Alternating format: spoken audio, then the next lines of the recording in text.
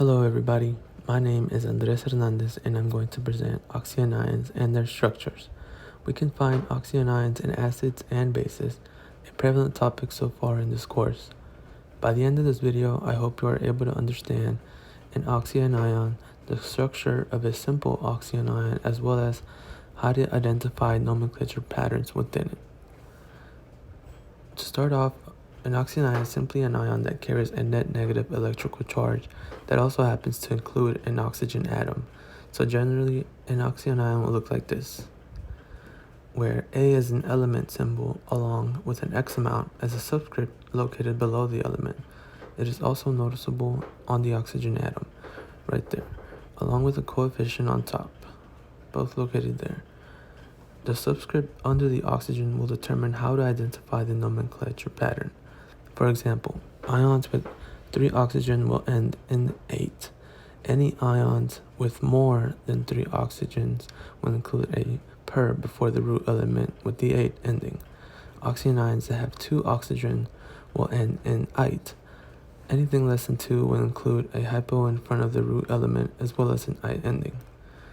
We can use the chlorine oxyanions to demonstrate these rules. Take a minute and pause the video to look at the chlorine example. Continuing with the chlorine example, let's take a deeper look into how it is structured. Let's use chlorate for right now. Here we see that based on the ending 8, we will have 3 oxygens and 1 chlorine atom at the center. The chemical structure will reveal that 2 of the oxygens will have a double bond. Let's take a break from chlorine and let me introduce nitrogen. More specifically, here's NO3. Are you able to figure out what NO3 is called? If you said nitrate, then you are correct.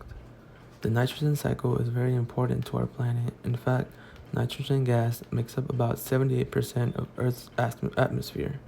Nitrogen is also a key component of every living organism, specifically in all proteins and DNA. In the nitrogen cycle, nitrifying bacteria transforms ammonia into nitrates, which are then used by plants to help their tissues. The same bacteria convert the nitrate back to nitrogen gas and it re-enters the atmosphere. So, without this last step, the nitrogen cycle would not be completed.